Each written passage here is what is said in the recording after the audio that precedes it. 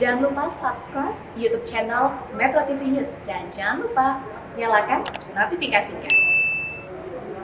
Pemirsa, tidak hanya warisan dunia saja, perubahan iklim juga secara nyata berdampak pada natural resources atau sumber daya alam seperti air, terumbu karang, dan hutan. Dampak perubahan iklim akan berpengaruh terhadap kehidupan kita sehari-hari. Dan apa saja dampak tersebut? Kita sudah terhubung melalui sambungan virtual dengan salah satu anak muda, environmental economist sekaligus penggagas Think Policy Society, Andita Firseli Utami atau yang akrab disapa Afu. Selamat pagi, Afu, apa kabar? Selamat pagi, apa kabar? Baik-baik. Ya, Afu, tadi kita sudah lihat bagaimana informasi bahaya climate change terhadap warisan sejarah peninggalan kita. Tetapi sekarang banyak sekali kita mendengar berita bagaimana ini efek atau berdampak juga pada kehidupan kita. Bisa dijelaskan kembali sebenarnya dampaknya apa saja dan mungkin meyakinkan di luar sana karena masih ada saja orang yang mempertanyakan apakah climate change ini betul atau tidak, nyata atau tidak. Ya, mungkin untuk teman-teman yang belum terlalu familiar, climate change atau perubahan iklim itu intinya adalah dampak dari tingginya emisi yang kita keluarkan yang menutupi atmosfer sehingga mengubah pola-pola iklim atau cuaca-cuaca yang selama ini sudah cukup reguler gitu ya. Jadi gara-gara bumi memanas, ada beberapa dampak yang mendasar ya. Dan yang perlu diingat di sini adalah bahwa Indonesia karena sebagai negara kepulauan, sebenarnya kita termasuk top third atau sepertiga negara-negara di dunia yang paling terdampak oleh krisis iklim gitu karena kita kepulauan. Dengan cara-cara seperti apa saja? Yang pertama adalah lewat musim kering atau kemarau yang lebih intens dan lebih panjang gitu ya. Sebenarnya kita mungkin sudah mulai merasakan ini mulai tahun lalu dan sebelumnya di Nusa Tenggara hampir mengalami hampir 150 hari lebih tidak ada hujan turun sama sekali misalnya. Ini contoh musim kemarau yang panjang. Dan kalau misalnya musim kemarau semakin intens dan panjang, pertama ini akan mempengaruhi produktivitas pertanian kita. Pola-pola pertanian yang biasanya sangat bergantung pada pola iklim gitu ya, bisa terdampak. Jadi petani-petani kita bisa gagal panen. Belum lagi kebakaran hutan yang memang sudah semakin frekuent terjadi ya di Indonesia, khususnya di Riau atau Pulau Sumatera dan juga Kalimantan.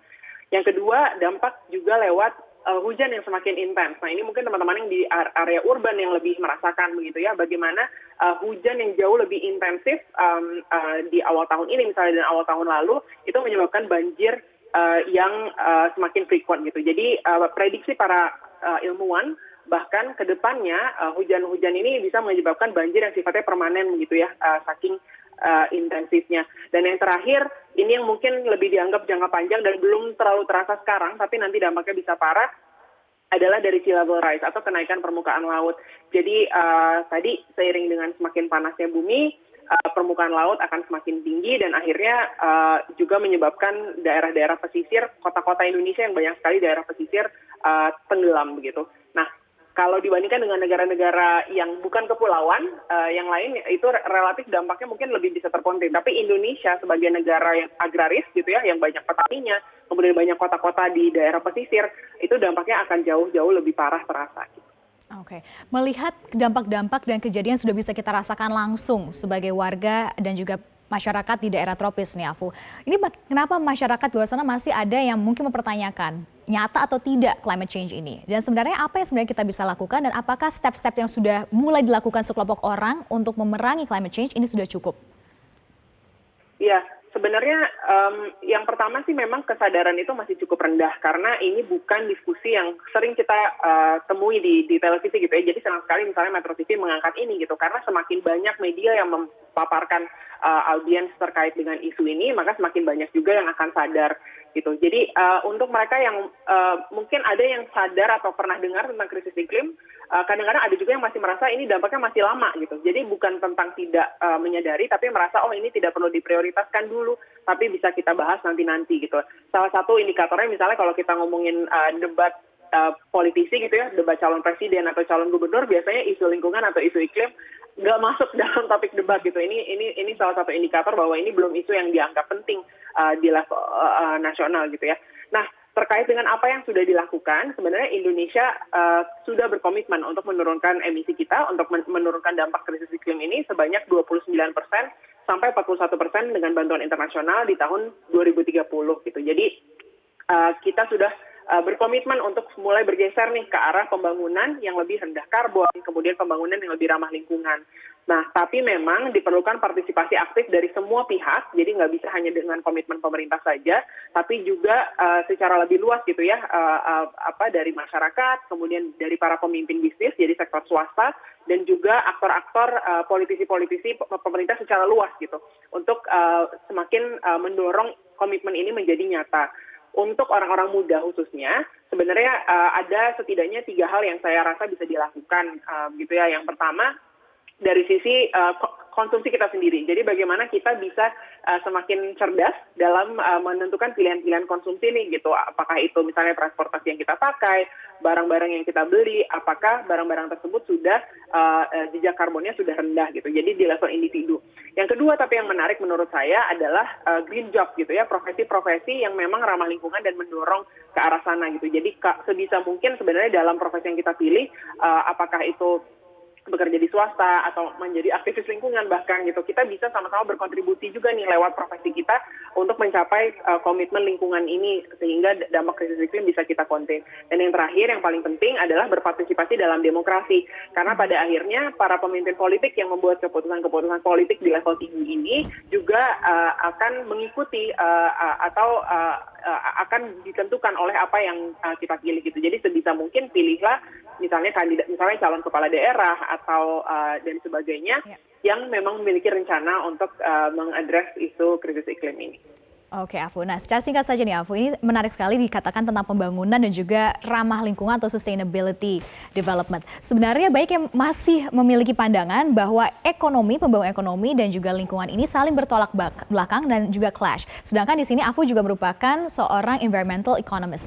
Sebenarnya emangnya bisa nyata dan juga akan berhasil, Afu, jika memang ini kita pembangunan tetap kita lakukan, tetapi kita juga masih mengedepankan ramah lingkungan atau sustainability itu sendiri untuk memerangi climate change? Ya, aku senang sekali ditanya pertanyaan ini, karena ini sebenarnya salah satu kesalahpahaman yang paling mendasar ya gitu, bagaimana ekonomi dan lingkungan selalu dianggap sebagai trade-off, artinya seringkali dianggap kalau kita mau menemukan ekonomi harus mengorbankan lingkungan atau sebaliknya.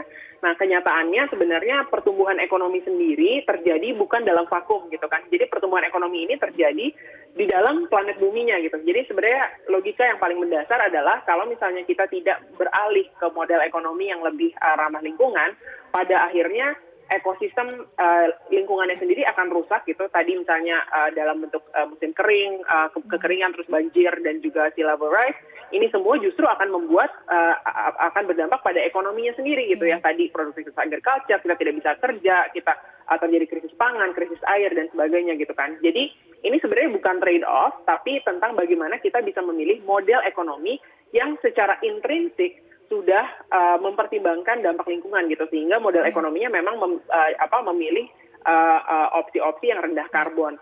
Simpelnya, misalnya bagaimana kita bisa mendorong industri yang berbasis energi terbarukan atau energi bersih misalnya gitu. Jadi mesin-mesinnya di power tidak menghasilkan polusi karena sudah menggunakan misalnya tenaga surya atau tenaga air, geothermal, dan sebagainya gitu. Dan yang lainnya juga dalam memilih materi-materi, misalnya ini topik ekonomi sirkular gitu ya. Jadi ketika kita membangun model konsumsi cepat seperti sekarang gitu, di mana packaging kita sekali konsumsi terus buang, itu kan sebenarnya tidak memperhatikan potensi untuk meningkatkan efisiensi ekonomi juga nih lewat model yang lebih sirkular. Misalnya gimana caranya packaging itu bisa dipakai ulang gitu, atau bahwa kita juga harus menumbuhkan industri waste management atau pengelolaan sampah di Indonesia gitu. Sehingga ekonominya tetap jalan, tapi pada saat yang sama dampak lingkungannya bisa di-contain. Dan itu yang harus terus diingatkan bahwa untuk kedepannya kerugian sebenarnya ditimbulkan lebih besar daripada keuntungan yang bisa didapatkan. Baik, terima kasih Afu atas informasi dan juga berbagi inspirasinya untuk kami semua di Selamat Pagi Indonesia.